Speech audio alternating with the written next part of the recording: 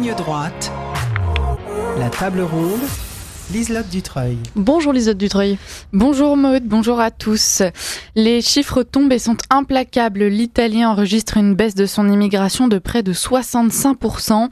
Si ces chiffres sont réjouissants, ils sont aussi et surtout surprenants. En effet, alors que Giorgia Meloni avait été élue sur un programme anti-immigrationniste plutôt strict, elle avait aussi très tôt déçu par les nombreuses concessions qu'elle acceptait et son rapprochement affiché avec Ursula von der Leyen. Alors malgré la déception passée, Giorgia Meloni et sa politique se révèlent-elles finalement comme un exemple à suivre? Pour répondre à cette question, nous recevons Marie d'Armagnac, journaliste et essayiste, spécialiste de l'Italie et plus particulièrement de Rome. Bonjour Marie d'Armagnac. Bonjour. Alors pour commencer, est-ce que vous avez été surprise à l'annonce de ces chiffres, je le rappelle, près de 65% d'immigration en moins en Italie, ou bien est-ce que vous pouviez déjà prévoir l'efficacité de la politique de Giorgia Meloni malgré les critiques qu'elle recevait de la part de la droite? Alors, ce qu'il faut quand même rappeler, c'est qu'elle a dit dès le début, quand elle est arrivée au pouvoir, qu'elle entendait mettre en place des mesures de long terme dont les effets ne seraient pas visibles tout de suite. Donc, elle a assez rapidement, au bout de quelques mois, reçu des critiques, aussi bien sur le plan international qu'en interne. Elle avait promis effectivement un blocus naval lors de sa campagne électorale. Et puis, une fois arrivée au pouvoir, elle a été confrontée effectivement à une certaine réalité et elle disait: «Le blocus n'est possible qu'avec l'accord des autorités en face desquelles on met un blocus», c'est-à-dire, en l'occurrence, l'Afrique du Nord. Donc ça n'était pas possible. Elle ne pouvait pas, si vous voulez, faire cavalier seul sur le plan international, dans la mesure où, elle n'aurait pas été suivie. Et donc une politique un peu stricte, sur le plan des images et presque militaire, n'aurait pas pu être mise en place. En revanche, elle a privilégié, et elle l'a dit plusieurs fois, quitte, disait-elle, à perdre un peu de consensus au début, des politiques de long terme. Donc elle a pris toute une série de décrets-lois. Elle a essayé d'encadrer l'activité des ONG, et cetera. Elle a surtout mené une intense activité diplomatique vis-à-vis des pays de départ. Et je pense que c'est peut-être aussi ce qui est en train de payer. Et c'est aussi, ce qui est intéressant, un modèle sur lequel, d'autres pays, d'Europe, se tournent. Hmm. Quand on parle justement de cette stratégie long terme, est-ce que le rapprochement d'Ursula von der Leyen en faisait partie, puisqu'on se rappelle que aux dernières élections, on se demandait même si Giorgia Meloni allait soutenir la candidature d'Ursula von der Leyen. Alors au dernier moment, elle a fait volte-face, mais le principal point de désaccord, a priori, concernait le pacte vert européen et pas les questions d'immigration. Alors, il y a plusieurs choses. Elle s'en est expliquée plusieurs fois. Elle expliquait qu'effectivement, arrivée au pouvoir et à la tête du gouvernement, elle était obligée de remplir un certain rôle, institutionnel. Après, les Italiens sont comme ça, ils sont assez expressifs. On l'a vu d'ailleurs avec Giorgia Meloni et les réactions qu'elle a vis-à-vis des camouflets un peu grossiers que lui infligeait Emmanuel Macron. Mais vis-à-vis de Ursula von der Leyen, elle a été obligée, si vous voulez, de composer, parce que elle voulait retrouver une certaine voix sur le plan international, une certaine place. Et puis, elle est aussi, en tout cas, il y a un point sur lequel elle est en position de faiblesse, c'est le volet financier. Et tout le plan de relance qui a été contracté quand même, par son prédécesseur Mario Draghi, donc dont elle a hérité, si vous voulez. Et donc il y a 196 milliards du plan de relance qui ont été affectés à l'Italie. Ce ne sont pas que des dons, je tiens à préciser qu'il y a une grande partie qui sera remboursée, qui est un prêt qui sera remboursé par l'Italie. Mais bon, elle a dû composer. Après, au moment des élections, effectivement, il y avait plusieurs choses qui rentraient en jeu, et notamment son propre électorat. Effectivement, Ursula von der Leyen n'a pas été soutenue, par exemple, par Orban, qui l'avait soutenue précédemment, et cetera. Et elle ne l'a pas voulu, parce que elle a vu vers quoi Ursula von der Leyen voulait pencher, c'est-à-dire une majorité de centre et de gauche. C'est-à-dire une majorité qui ne change pas, alors que les élections, on l'a vu, ont montré quand même une montée en puissance de tous les mouvements de droite, voire de droite nationale ou patriotique, partout en Europe. Et donc, elle se disait: soit elle penche vers nous et on peut espérer un infléchissement de la politique, soit il faut que tout change pour que rien ne change, c'est-à-dire qu'on reprend les mêmes et on recommence comme Mm. si les élections n'avaient pas eu lieu.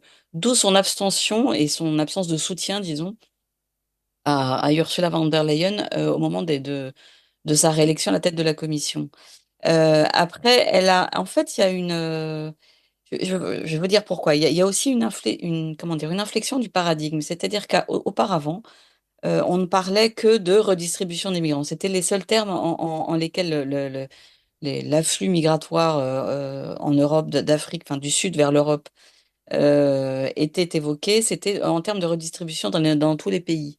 Euh, et en fait, elle a essayé de changer de paradigme. Elle a dit, il faut qu'en fait, on aille à la source. Et donc, elle a conclu des accords avec la Tunisie qui ont eu du mal à être mis en place parce qu'ils ont été en sous-main. On a essayé la gauche européenne et italienne a essayé de les torpiller.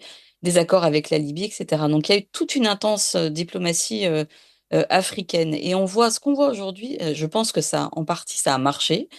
Et ce qu'on voit aujourd'hui, c'est que par exemple, le président socialiste Pedro Sanchez, eh bien, en ce moment, est en tournée en Afrique pour essayer de faire la même chose. Parce que cette immigration qui a baissé de 65% en Italie, elle n'a pas disparu. Mm. Elle s'est déportée à l'ouest vers l'Espagne, notamment les Canaries, et puis a repris effectivement aussi en Grèce. Je crois que c'est plus 222% en Grèce et plus 155% en Espagne, quand Ouais. c'est moins 65% pour l'Italie. Ouais, on va y venir.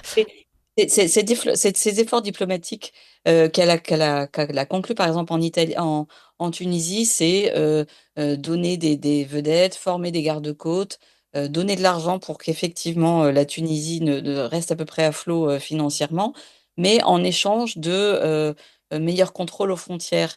On peut dire aussi que c'est une forme de chantage que l'Afrique du Nord, la Tunisie, la Libye, etc., fait vis-à-vis des pays européens. Il se trouve que on peut aussi dire que c'est de la réelle politique. En fait, il se trouve qu'ils viennent de là et qu'il faut traiter le problème. C'est mieux de le traiter à la source. Si vous voulez, c'est une attitude que les divers pays européens, y compris de gauche, sont en train de regarder et de mettre en place. Mm. Et donc, c'est finalement une sorte de chemin qui se dessine et qui exclut complètement une autre solution, à savoir une fermeture stricte des frontières pour ces immigrés qui viendraient de Libye ou de Tunisie, par exemple. Ça, c'est vraiment plus envisageable dans la tête de Mélanie et il faudra forcément passer par une forme de diplomatie avec ces pays-là, si je comprends bien. Alors, il y a ça, en sachant que l'Italie est essentiellement faite de frontières maritimes, donc c'est quand même très difficile à fermer.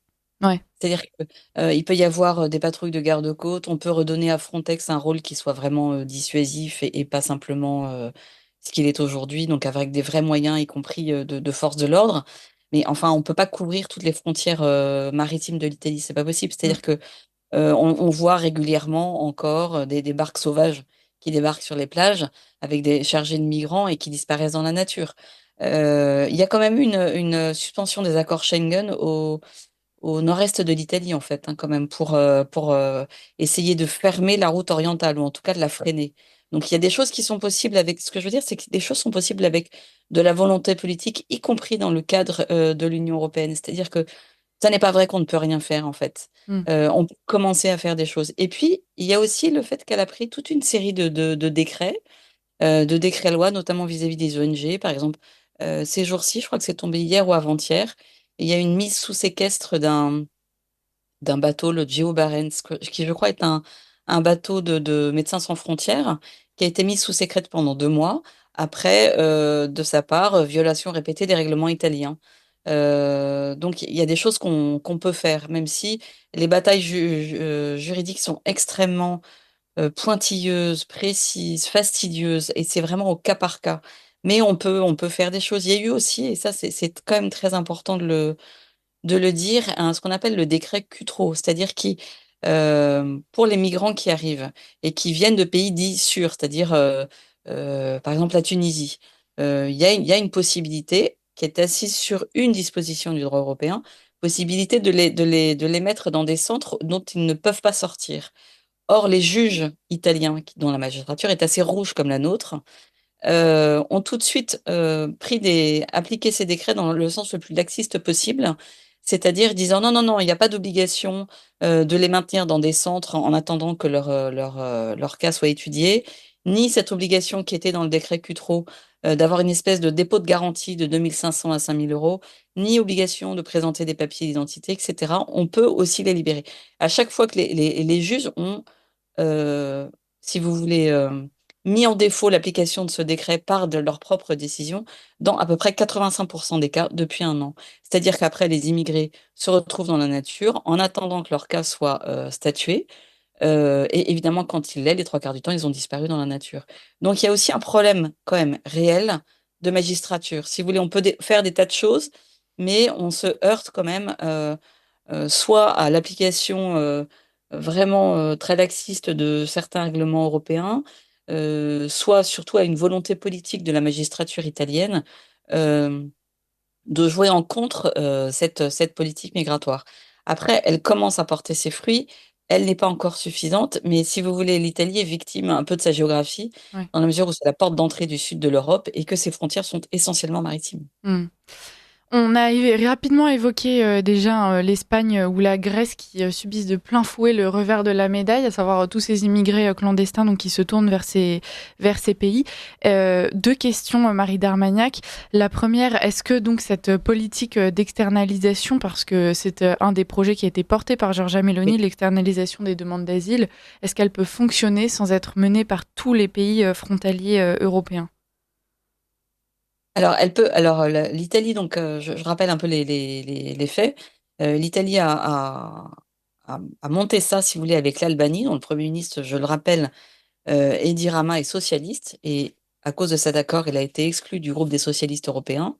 Et ils ont monté un espèce de système, si vous voulez, où les émigrés, les migrants qui sont pris en mer, qui sont pris en mer, mais dans les eaux internationales, mais à l'intérieur, enfin, en Union européenne, si vous voulez, mais dans les eaux internationales, peuvent être à ce moment-là portés en Albanie et mis dans des centres que l'Italie aura financés et dont le personnel sera italien, alors que c'est en territoire albanais, donc hors de l'Union européenne, pour étudier leur dossier et procéder à d'éventuels rapatriements.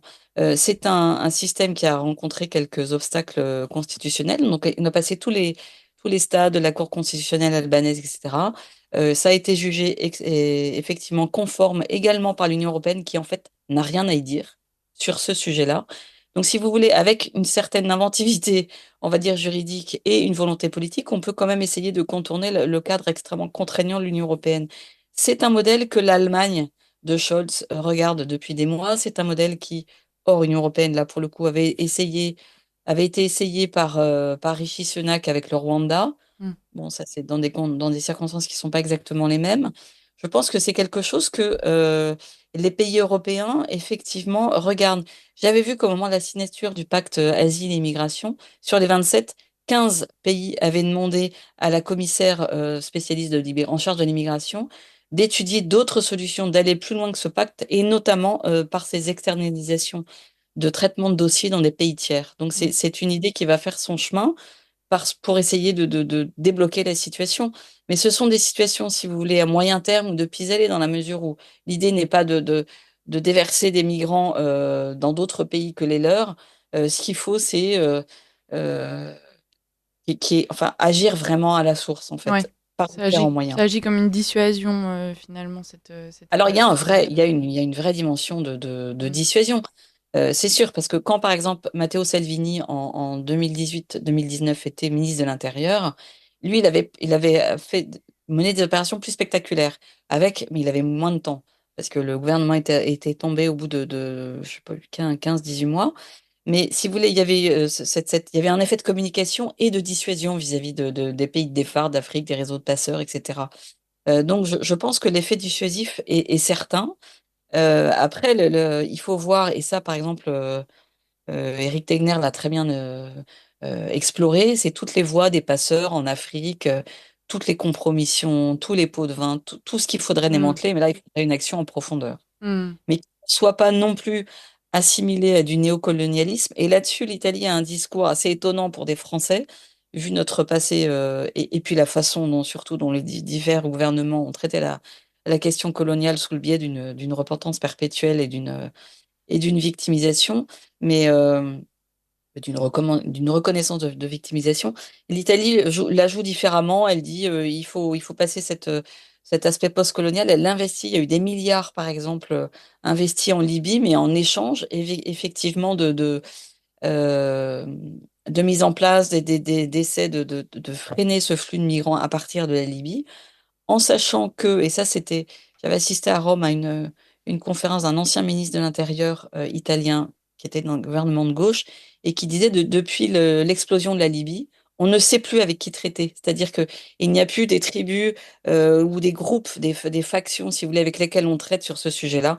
Ça a explosé et ça a pris des dimensions internationales Mm. après l'invasion de la Libye, qui pour les Italiens a été un vrai drame. Mm. Ma deuxième question, c'était est-ce que les migrants qui aujourd'hui se tournent vers la Grèce ou l'Espagne pourraient dans un second temps essayer de rejoindre l'Italie et comme ils ne sont plus freinés justement par exemple à la frontière libyenne ou tunisienne, est-ce que l'Italie pourrait dans un second temps se retrouver à nouveau submergée? Ah bah, ce que je vous disais, vu sa configuration géographique, elle peut toujours se retrouver submergée. Ça, c'est sûr. Après, il n'y a pas de regroupement familial. Enfin, je veux dire, il y a des Ouais. mesures sociales qu'on connaît en France, tout un système social d'accueil, etc., qui est extrêmement développé en France et qui n'existe pas à ce point-là en Italie. Alors, il y a deux choses en ce moment, on peut en rajouter sur ce thème. Si vous le voulez bien, il y a deux débats en ce moment en Italie. Il y a un débat qui a été rallumé, si on peut dire, à l'occasion des JO, sur le droit du sol, le droit du sang, etc. Je rappelle que l'Italie n'a pas le droit du sol, Mhm. mais c'est le droit du sang. Et puis l'acquisition de la nationalité italienne sous certaines conditions, au bout d'un certain temps, dans des conditions beaucoup plus restrictives qu'en France. Et en ce moment, la gauche a remis sur le tapis ce qu'on appelle le ius scholae, c'est-à-dire la possibilité d'acquérir la citoyenneté italienne en cas de plusieurs années passées sur les bancs de l'école italienne. Et curieusement, la coalition de droite qui est au pouvoir sur ce sujet n'est pas d'accord, c'est-à-dire que la partie la plus modérée, en la personne de Antonio Tajani de Forza Italia, commence à changer et à se rallier à la gauche, ce qui, je pense, est extrêmement dangereux. Donc il y a ça comme épine un peu sur le flanc de Giorgia Meloni.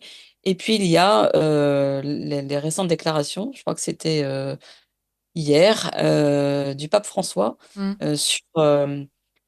sur les migrants en disant que il ne fallait pas repousser les migrants, il fallait au contraire développer des canaux sûrs d'arrivée de migrants, donc par des corridors humanitaires en fait, les développer, etc. Sans jamais parler ni des conséquences pour le pays d'accueil, ni des possibilités effectivement financières, économiques, sociales du pays d'accueil, etc. Donc, Mhm. si vous voulez, c'est entre la magistrature, l'Union européenne qui quand même veille, hein, la magistrature, l'opposition interne, et puis effectivement l'Église qui a encore un certain poids en Italie. Il y a beaucoup d'obstacles sur la route de Giorgia Meloni, et y compris bien sûr sa géographie, comme je Ouais. vous le disais.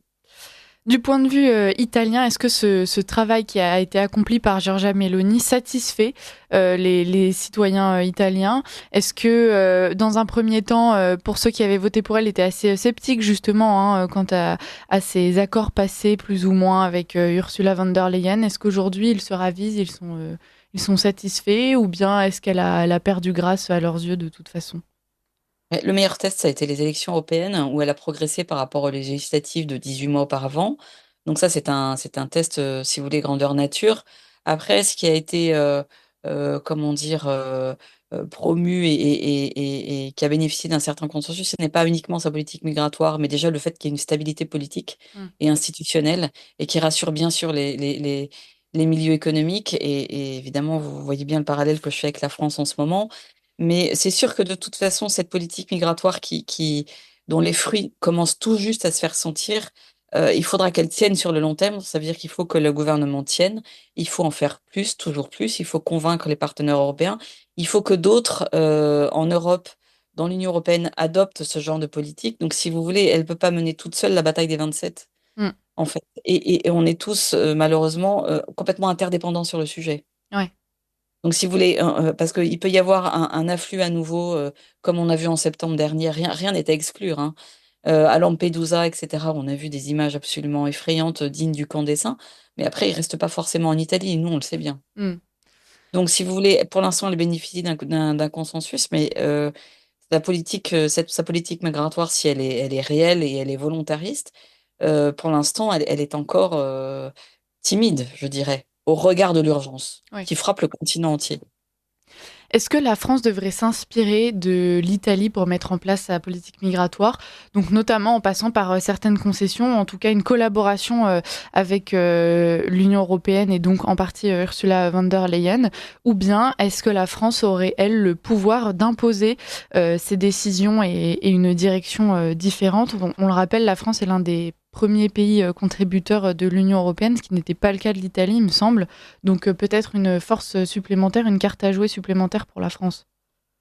Mais bien sûr, mais le problème, c'est pas le problème en l'occurrence, en tout cas pour le cas de la France, c'est pas tellement l'Union européenne, c'est une question de volonté politique en France, en Mm. fait. Il faudra un changement radical de politique pour pouvoir espérer influer sur l'Union européenne. Et effectivement, avec une vraie volonté politique, je pense que la France, on serait obligé de l'écouter dans la mesure où effectivement c'est un contributeur net. Effectivement, c'est surtout un des pays fondateurs, une des économies majeures de l'Union européenne.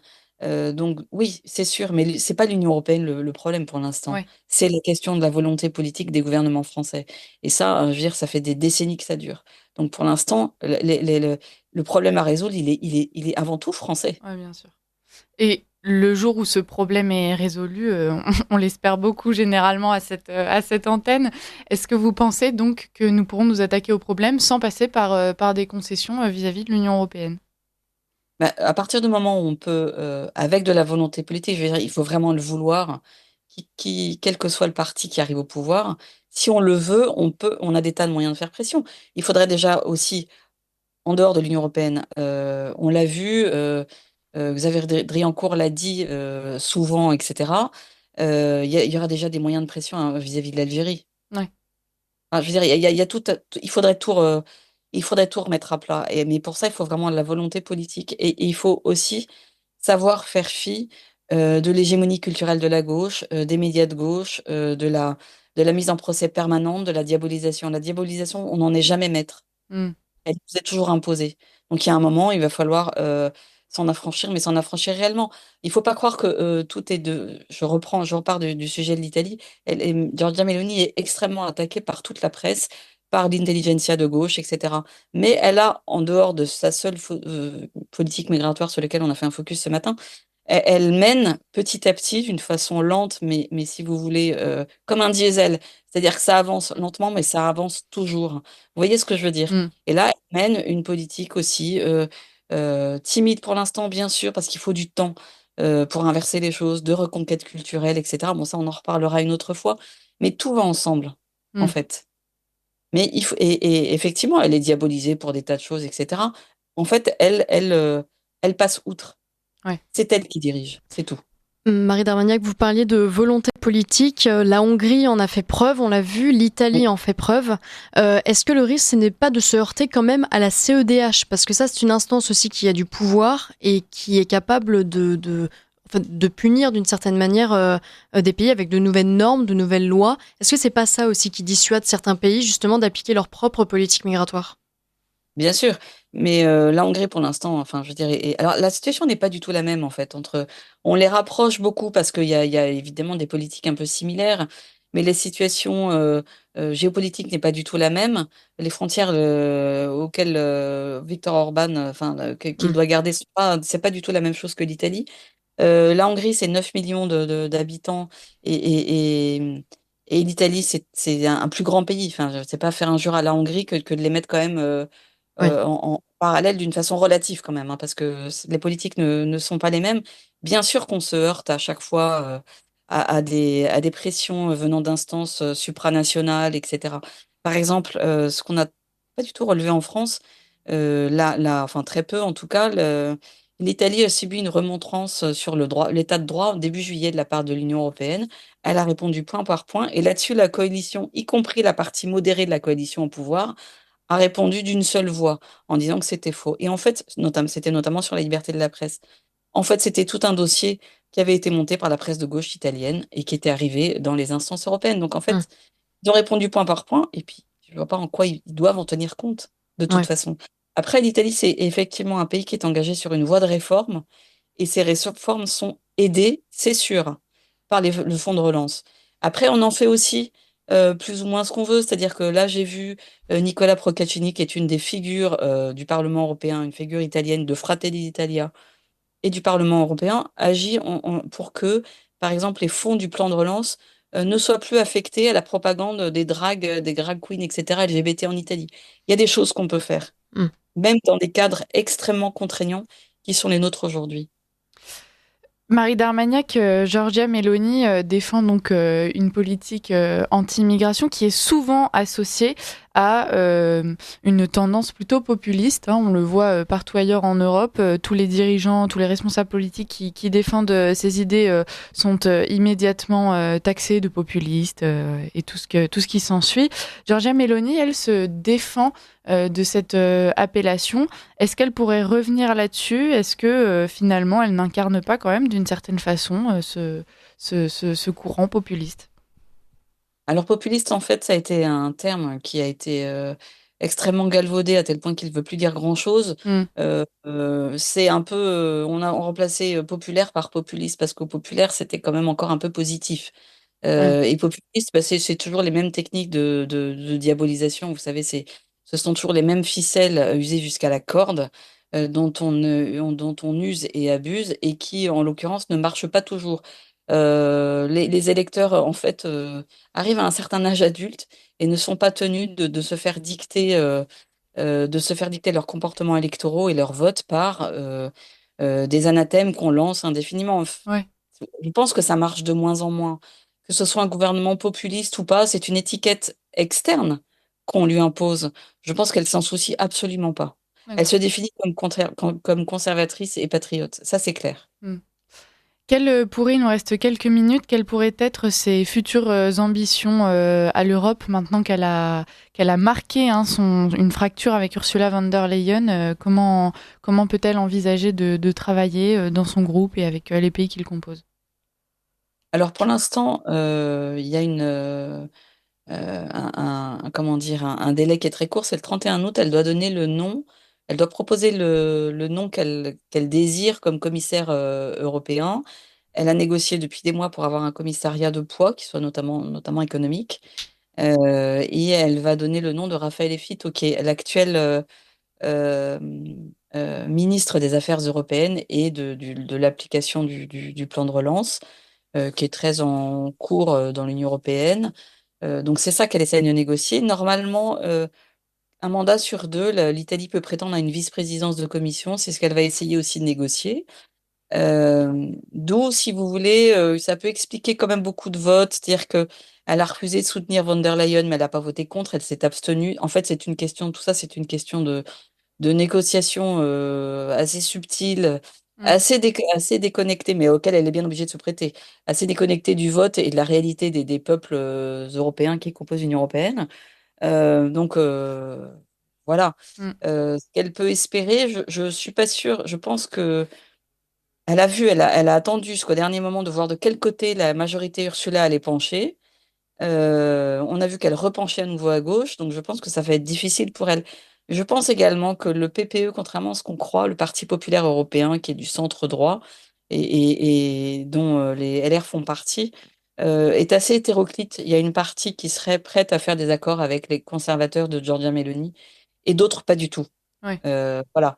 Donc je pense que ça va être un peu différent. Après, il y a le parti des patriotes avec Vox, avec le RN, avec le parti d'Orban, qui est, à force de recueillir différents groupes nationaux, est devenu le troisième parti.